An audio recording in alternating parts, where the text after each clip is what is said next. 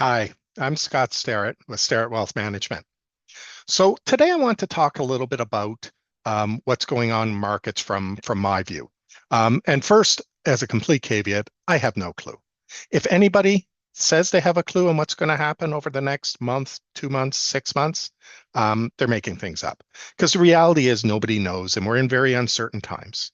Not only are we in uncertain times because some markets or some parts of the market are expensive, but we also know that there's a lot of things geopolitically going on, whether it's the administration south of the border or whether it's a budget that's coming out soon here in Canada. There's a lot of things that can end this.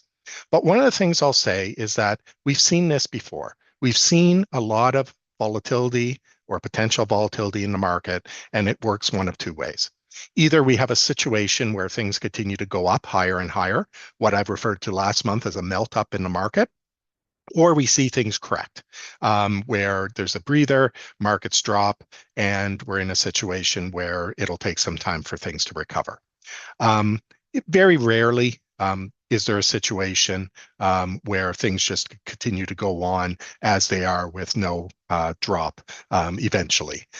So what does that mean? Well, there's a couple of options I think people have at this point. And for the most part here, I'm talking about stocks. Bonds or other types of investments that we use in portfolios are affected by this, but I'm going to concentrate on stocks right now for this example. So the first way you do it is you just say, look, I'm a buy and hold investor. I'm going to let everything ride. And, I don't know when the markets are going to go down. Most of the time, statistically, they do go up. So, hey, over the long term, I'm going to make money that way. And if the markets do drop, I'm just going to sit on my hands, wait it out.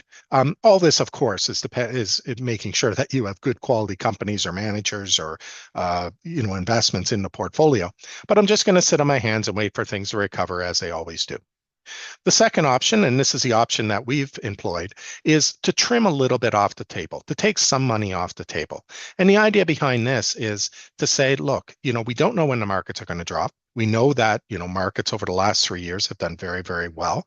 So let's just take a little bit of money off the table on the stock side and put it into either investments that shouldn't go down as much when the market drops or hold it in cash, which again isn't the best place to be longer term because interest rates are so low, but it is a nice place to hang out temporarily.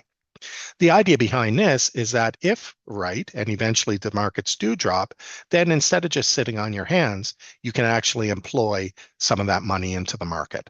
The problem with that, of course, is that you have to make a decision to invest in the market, usually at a time when everybody's telling you it's the worst time to invest. We typically see in these big drops that the media starts coming in and saying that it's only going to get worse, and then all the negativity hits. And although that's usually a good time to buy, it's also a very tough time to buy. So the problem with selling everything, because some people say, look, if you think things are expensive, why don't we just remove ourselves essentially from stocks and just sit in cash? We're not going to lose money that way. And you're right. And a lot of people, whether it's before 2008 or maybe got lucky at the advent of COVID and sold things, they could pat themselves on the back saying, wow, I made a great sale. I ended up protecting my wealth. And again, not a bad decision. However, when do you get back into the market becomes the biggest issue. And so a lot of times people will get back in the market psychologically, and studies have shown this. Psychologically, they'll get back into the market when they feel comfortable.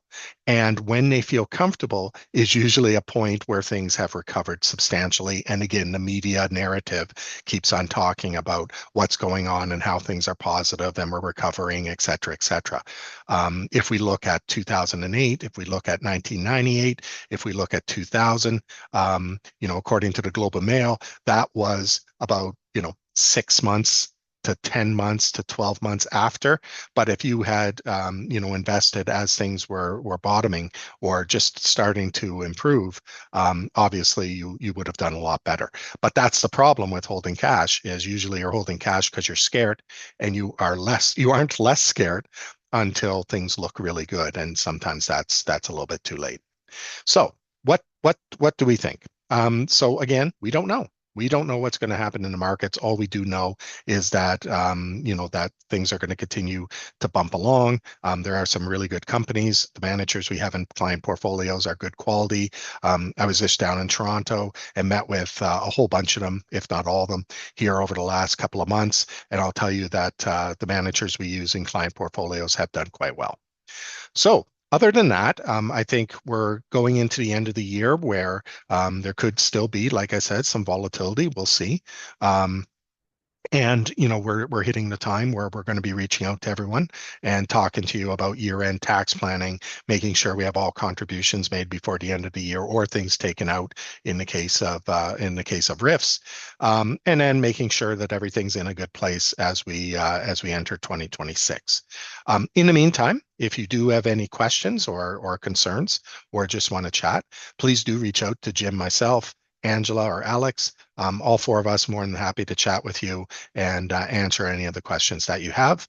As well, it may be a good time to put in the back of your head that that we are still looking for a few new clients, so that if going into the holidays, if you do ever talk money, and you shouldn't, with with family, that maybe it's a good time to allow us to give them a second opinion, just to make sure that everything is in good shape in their portfolio, and that more importantly, they're meeting their goals, whatever their goals may be.